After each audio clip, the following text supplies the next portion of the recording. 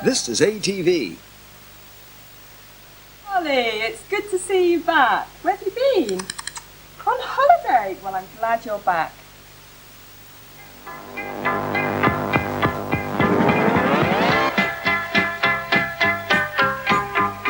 Hello again, it's Swizzle Street time again, and I'm glad to say that we have Charlie Pongo back with us. Charlie, what exactly have you been doing on your holiday?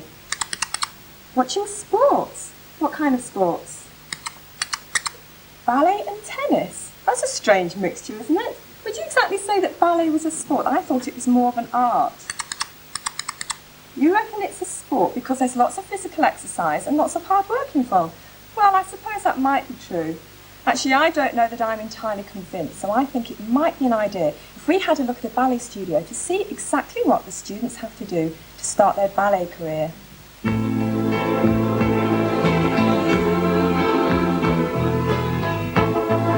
We're going to listen to a piece of music and you can tell me what it sounds like. Think of yours. And...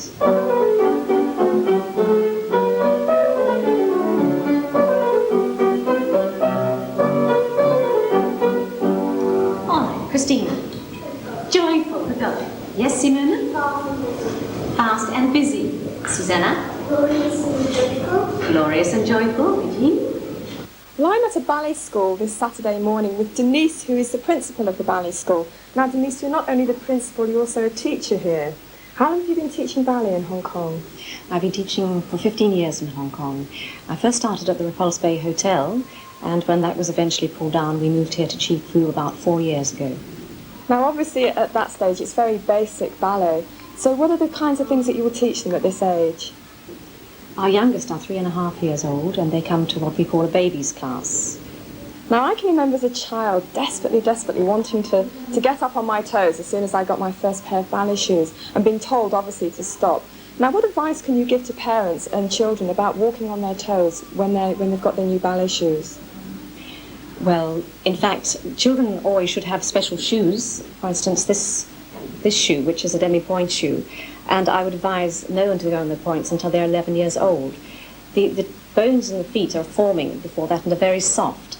And if the child goes on her points before then, in fact, it can break the toes or break the bones in the feet, or certainly deform the feet.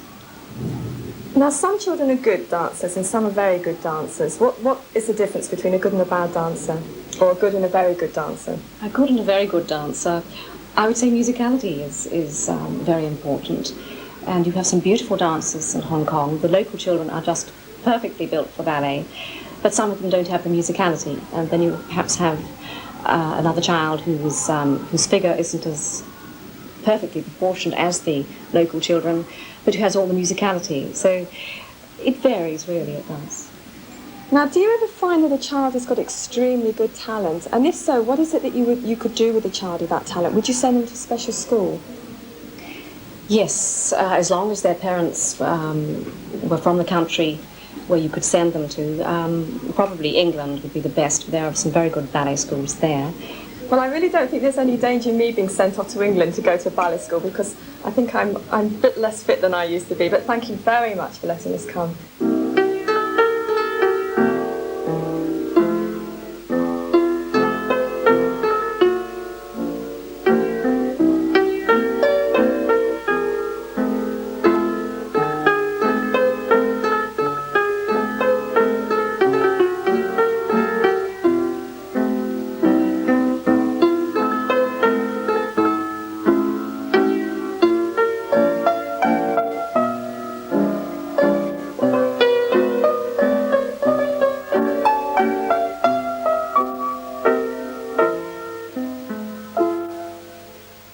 Well, Charlie, I think I must agree with you that ballet certainly does look like a very good form of exercise.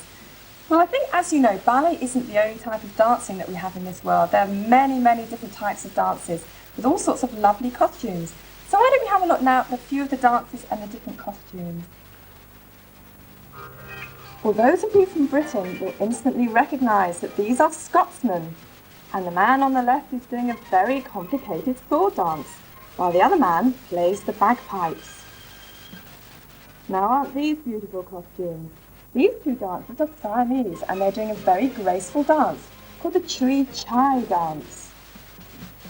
Now from Nigeria come 4 very fierce-looking warriors dressed in masks and bright-coloured costumes performing the Dogon dance. And if you've seen any westerns on the television, you'd recognise that these energetic performers are from Mexico, gaily dancing the ranchero dance. Well, all those dancers have to work really, really hard to practice their dances. Actually, in last week's story, there was somebody who also worked very hard, but this time it was to rid a town of rats. Can you remember who he was? The Pied Piper, that's right. And if you remember, the mayor tried to cheat him out of his money, so the Pied Piper decided to get his own back on him, and he began to play his pipes again, and then an astonishing thing happened. The children of Hamelin came running out, every single one of them. Boys and girls, brothers and sisters, big and small, fat and thin. And they all danced after the piping Pied Piper. Well, the mayor and the corporation and the people of Hamelin stood aghast to see their children dancing away. The magical tune made them stand bewitched, unable to move a step. This time, the Pied Piper went the other way, and he led the children to the mountain. When they reached it, a great big cavern opened up, and the children danced through one by one. When the last child went through, the cavern in the mountain closed, and the piping was heard no more.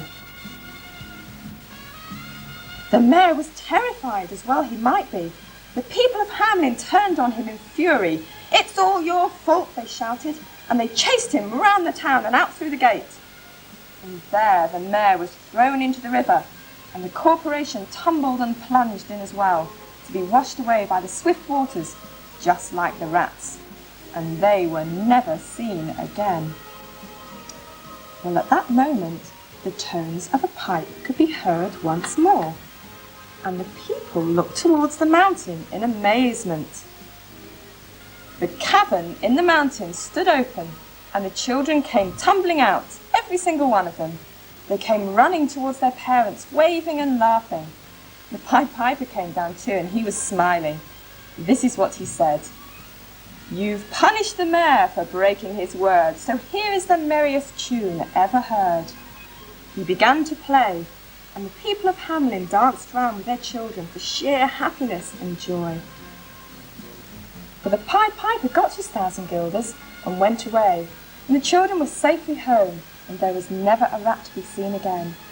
So the lovely town of Hamelin became a happy town at last. But if you ever meet the Pied Piper, make sure you keep your word. Well, weren't they lovely pictures in that story? And talking of lovely pictures, I think you ought to have a look at your pictures in today's gallery.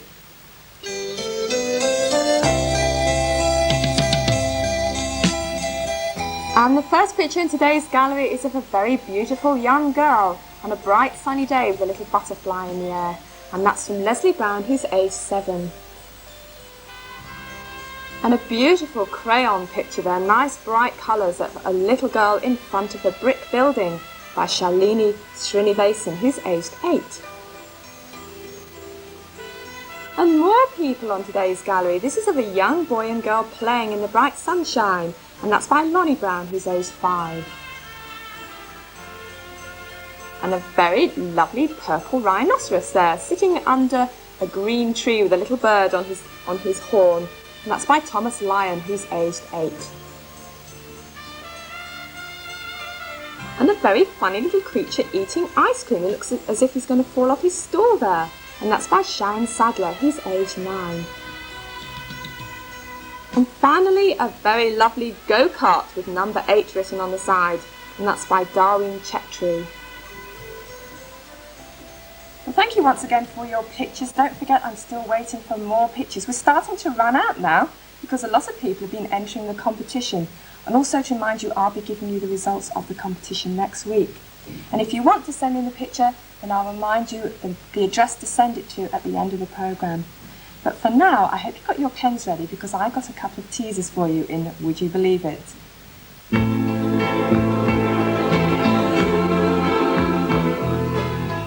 Well, in last week's Would You Believe It, I wonder if you remember that I asked you to try and arrange 12 times 10 cents coins and 4 times 20 cents coins in different rows so that they all add up to 50 cents. So it can add up to 50 cents going across, down, or diagonally. Well, I wonder how many of you actually managed to get the answer right. Let's have a look at the answer that I came up with. As you can see, each line across makes 50 cents, and each line down makes 50 cents, and even the diagonal lines all add up to 50 cents. Well, the secret is to have a 20-cent coin along each line, and to make sure you've only got one 20-cent coin along each diagonal line. Well, if you thought that was easy, then why don't you try this one? Would you believe that I can make a magic pattern from these numbers? All you have to do is put one number in each circle so that they add up to the same number along each line. Well, let me see if I can actually have a go. I'll think of a number first of all. I've got one here, and I'll choose number 6. So I'll put a 6 in the middle. And then I'm going to choose number 7. I'll put 7 and cross it out. And then I think I'm going to choose number 1. So there we are, we've got 14 altogether there. Now I've got to see if I can make 14 going a different way. So I'm going to put a 2 there, like that. So 6 and 2 is 8. So how many is that to 14? Well, that's going to be difficult because I've already used up my number 6. It's not quite as easy as it looks, is it? I tell you what, I think I'm going to give you a clue. You can actually put the number 4 in the middle, and the magic number of each sum is then 12. See if you can do it now. Well, just before we go for the break, I just wanted to say happy birthday to Jacqueline James, whose birthday was on the 15th of April. And in fact, I wanted to mention to all of you out there that if you would like to have a birthday mention on Swizzle Street, then why don't you write to me about a month before your birthday? Perhaps you can put in a photo as well, and let me know exactly when your birthday is, and I'll try and give you a mention on the show. If you do send in a photo, make sure it's a nice big one, and if you'd like to have it back, then don't forget to put in a stamped address envelopes, otherwise I'll run out of stamps trying to send them back to everybody. Well, in a minute I'll be showing you a very unusual birthday present. I'll see you. Hello, we're back for part 2 of Swizzle Street.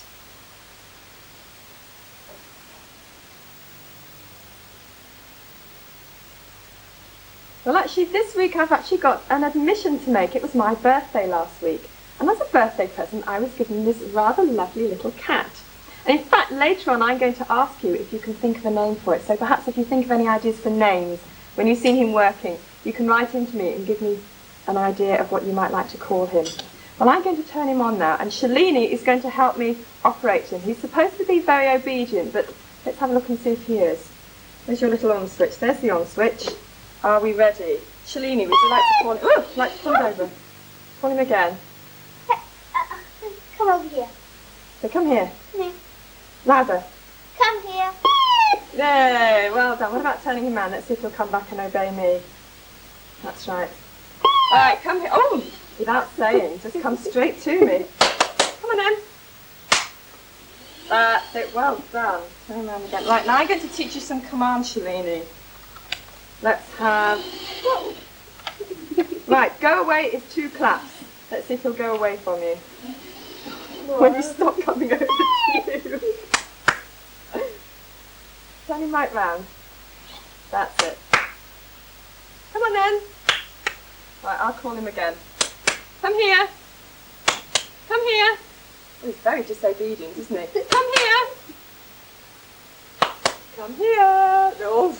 There we are. I'll turn him round, send him to you, and then let's see if he'll go away. Right, off you go. Now see if he'll go away. 2 claps. Terribly disobedient, isn't he? Try once again. Oh, hello. Let's see if you purr. Apparently this is what you do to make it purr. I'm sure you don't do that to ordinary cats. You going to purr? No. You going to purr for me again? No. Let's see if he'll purr for you. You have a go. No? Right in front of his face. Do it right by his nose. And I can see that my cat and I have got an awful lot of obedience training to do. Turn around and let's have a... Right, one more go at purring and then you're off. Wait a minute, don't you go anywhere. One more. Oh, he's determined to come to me, he just loves me so much. So if you can think of a name for my... Let me turn him off. If you can think of a name for my new pet, then write into me and I'll duly christen him whatever name it is that you think. Well, now here's somebody who I don't think would appreciate a cat being around, and that's Danger Mouse in the land of custard. Well, as you know, ballet is a sport for both men and for women. But for some reason, there are some sports which seem to be given just to men or women. But my guest with me today is going to prove that that needn't be so. Let me introduce Claire. Claire, what's your sport? Football. Football. Claire is in fact a footballer. Now, when did you first start becoming interested in football? When I was young. Was that at school? So what was the reaction of other people to you wanting to play football? Boys didn't like it. So what about the teachers? What did they say? I didn't like it, apart from one teacher. What were the sort of things that they used to say? Girls can't play football. Girls can't play football, but I bet you were better than most of them, were you? Well, the teacher said I was. Yeah, well done. So now you play in a team at school. So how do the other teams from other schools react? Well, they don't really realise. Why don't they realise? Because when I'm in my school kit, I look like a boy. Isn't that wonderful? Claire actually passes for boys, so she manages to get to play against other football teams. Well, don't you think it's a bit of a shame that girls just can't play normally? Do you think other girls ought to play football? Yes. Yeah, is it good exercise and good sport? Yes. Well, which position do you play? Midfield. Midfield. So you're scoring the goals and doing a lot of work. How many goals have you scored this season? 3 years. 3? Oh, that's good. Hard work. Now, if you were to become a professional footballer later in life, which football team would you like to play for? Liverpool. Liverpool! Say Chelsea myself, definitely. I can see we're going to be having arguments at the end of the show about this. Well, now I'm actually going to be making something. Little figures, sports figures. Do you fancy giving me a hand? Yes, please. All right, well, watch carefully because now we're going to be making something that you can make as well.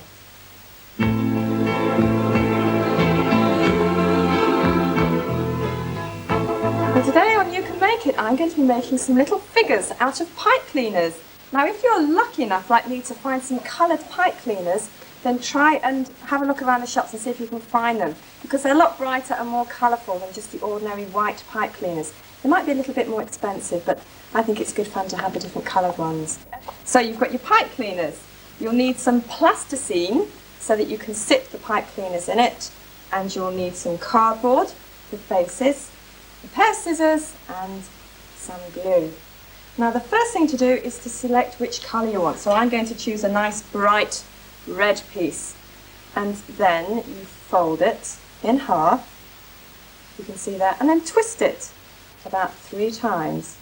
1, 2, 3, that's about 3, maybe a little bit more, and then just squash the head down a little bit. Then you have the body there, and you carefully turn up the ends of the feet. There you are. That's so they don't cut you at all. So you have a rather funny body and rather long legs there. So let's have a look, see if we can put the arms on. And I've got half a piece. Okay, so you just take one whole piece, cut it in half, and there you have the bits for the arms. Wrap that round. So we have it like that. And then once again, just fold over the little arm pieces, just so you don't cut yourself, just in case there are any sharp ends. And there we have the basis of our little figurine. Then if you want to make it move, you can bend up a leg, you can bend in another one and have it running along. And then you've got to add the face to it. So to add the face, you just take a little piece of cardboard, cut out a round circle, and then draw your face on it, whichever style or design you want to. I have some finished just here. You can see his little face on there. He looks as if he's asleep. And then finally, all you have to do is to take a piece of plasticine, roll it up a little bit so that it becomes nice and pliable. Get your figure and put perhaps a leg in the plasticine. And there they are. If you'd like to take those to cut it in half. Well, while they're doing that, I'll remind you of the address to Swizzle Street in case you want to write to me. And write to me, Tracy King, at Swizzle Street. room 430, 81 Broadcast Drive, Kowloon. Well, I should be looking forward to hearing from you with all your letters and your gallery pictures. Don't forget, I'm still waiting for 1 or 2 more pictures for the gallery because we're running out with the competition. And also next week, I shall be announcing the results of the competition. So make sure you tune in to Swizzle Street next Wednesday for the competition. Well, how are you getting on? All right, are we going to say goodbye to everybody and then we'll carry on working? Okay, bye-bye everybody, and we'll see you next week. Bye-bye. Bye.